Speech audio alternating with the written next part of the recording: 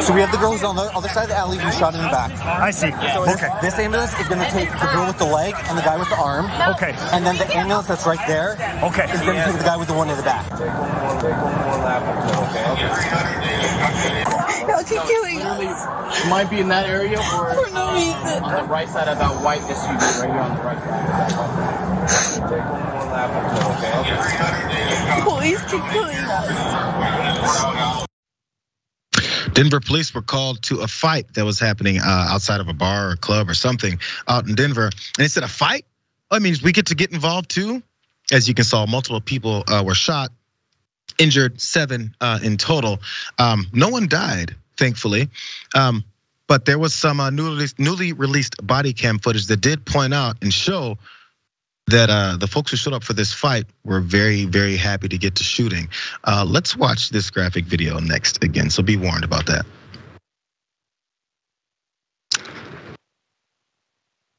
So as you can see, they show up. You can see the text at the bottom. There is a gentleman there who raises his hands. That's the person that they're targeting. He did have a gun. Tossed away immediately. There's no shots fired yet. That gun is damn near on the ground. There's the shot. He's been shot, by the way. And he shoots him again. You know why? Because he's not dead yet. And because once you're being shot and your body goes, I think I'd like to survive, he's still trying to walk away from multiple gunshots, maybe because this whole self-preservation thing that we've got inside of us. And it didn't stop there. From a second body cam image, cops shooting into the crowd.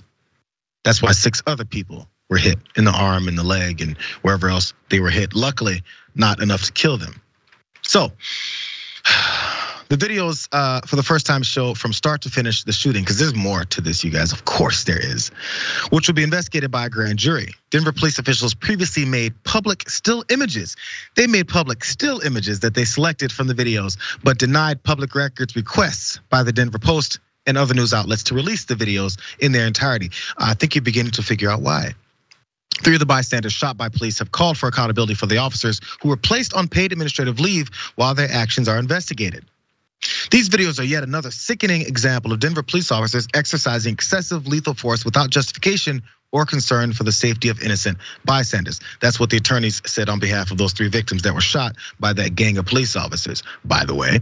They said it's a miracle that more bystanders were not injured and that nobody was killed. It's absolutely a miracle. I don't think they really cared, as again, they're shooting into a crowd. Because of that these new police accountability laws, Denver PD legally had to release the footage, even though they didn't want to. They want to release those images and go, look, that guy was the problem. And now we see that it wasn't. Let's look a little further now, because the department has not released the names of those officers either, of course, because they'd be worried about them maybe getting some kind of retaliation. But they have, however, taken a step for safety. Let's look at this headline here. Denver bans food trucks on the busiest streets because there was a food truck there. Maybe that's why the crowd was surrounding it. The move is intended to reduce crime in the area, and food truck operators are furious about it because they're trying to make some money. So it's everyone else's fault but theirs. These guys are on paid administrative leave. They actually didn't want to get that far, because if we'd have listened to the degree to which they showed us things, they would say, yeah, the police showed up, did the right thing, and other people were shot. Maybe not by us, who knows? There was a fight going on, so we had to start shooting. And number 3, Ben, before you jump in here, the target or the suspect that they saw there was carrying a gun. I'm still confused every time this happens. Are we supposed to have guns in this society, or are we not supposed to have guns in this society? Because every time we do have guns in this society and you're not the right kind of person in the right particular situation, you get shot to death. And if you're the right person, then you're the good guy with the gun. Which one is it? How can we tell? Yeah, I hear that. And of course, the police here were insane for shooting into the crowd of innocent bystanders on the side. But I'm torn as to this particular case, the man with the gun who was shot, because I looked at another video that didn't slow it down, that showed it in real time.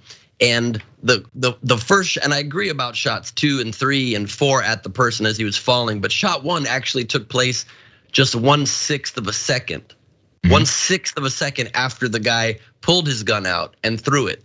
And I'm curious your thought, JR, but in a world, in a country where we know that the police are much more inclined, incredibly tragically, to shoot at a person of color without thinking and often without probable cause, if you do have a gun on yourself, should you not put your hands down after being up and grab it and pull it out and throw it? That does not seem like the right move. It seems like you're just exponentially increasing the odds that you're gonna be shot. Maybe you keep your hands up and say, I've got a gun, it's in my waistband if you wanna grab it. Because maybe you do. Philando Castile did that, he's dead. Again, that's a different case, different officer, so I understand that. I'm just saying, as general advice, isn't it probably better to not grab that gun? Probably, because of how and there's other part. happy?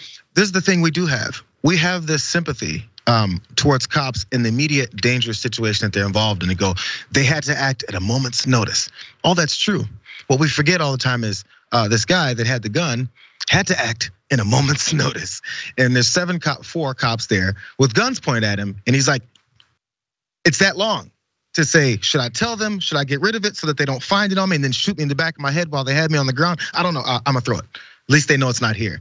It's a 1-second decision. And for some reason, we have sympathy for the cops in their 1-second decision, which is always to just get to shooting. And his 1-second decision, which was to get rid of the gun. Part of his process wasn't, should I throw it away? Should I tell them, or should I shoot them? Shooting them was not one of the options in his head. We could tell because he didn't try to, but it was definitely an option in their heads. And it's always the option in their heads. As soon as they're afraid, is it a cell phone? Is it a bottle? Is it a gun? It doesn't matter. We're shooting because we're afraid. What does he do when he's afraid? Just to address that one part of it. This is a very stressful situation for everyone, but for some reason, there's only one group that gets the benefit of the doubt. True, and maybe the police should, they're wearing a vest. Maybe when somebody grabs, you do have the extra second to see, is the person limply holding the gun and trying to throw it away, or have they taken it and are moving it towards? Maybe at that point you feel it's a scary situation. That's why I'm not a cop. And maybe they're trained, they're supposed to be calm in these situations. This guy's not trained, he can't be calm in a situation not knowing what's about to happen. I don't know if he started the fight, if he's whooping somebody's ass, or if he's the culprit, any of that stuff.